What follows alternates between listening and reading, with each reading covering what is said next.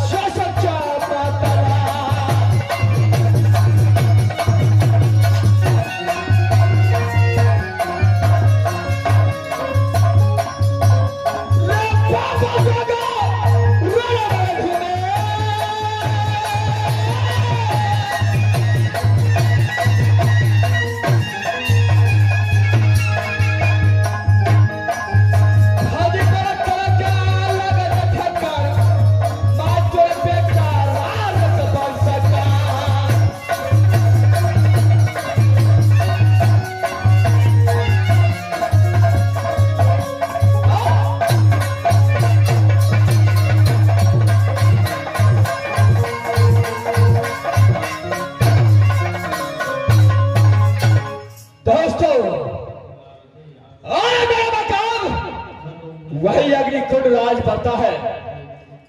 जो बेटा कहलाता हो। बेटा कहलाता हो रामदास सिंह का जगह दिखला चादरा था गोदी खेला चादरा था महिलाम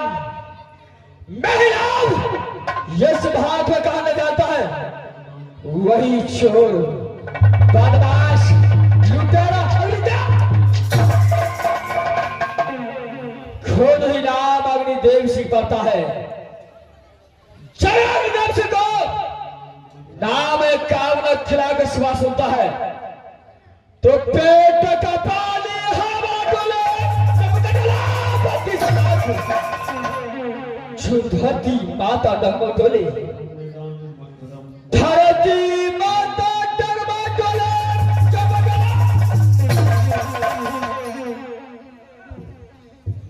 जब बच्चा रोता है अपनी माँ की गोद में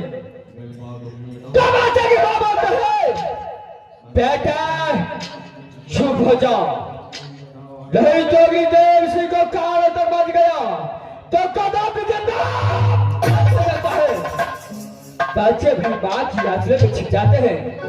और बच्चे के साथ साथ उसको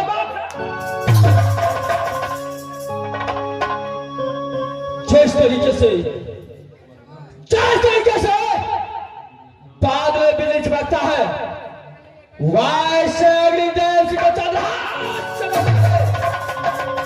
लेकिन न जाने कितनों दिनों से जितने दिनों से चंद्रहास अग्निदेव सिंह का खून का प्यास तारे तारे पर लिखा है खाने वाला का नाम, तारा तारा पर लिखा है खाने वाला का नाम, गोली गोली पर लिखा है मरना। दोस्तों अग्निदेव सिंह अपने अदालत अग्निकुंड में आता है तो नाक फंसे नाक पर दांत दिखाई देता है। मैं इस वक्त आवाज लगाता हूं टमाटर लाल का, अगर हम आजाद अगर आवाज पर आ गया तो छठी रात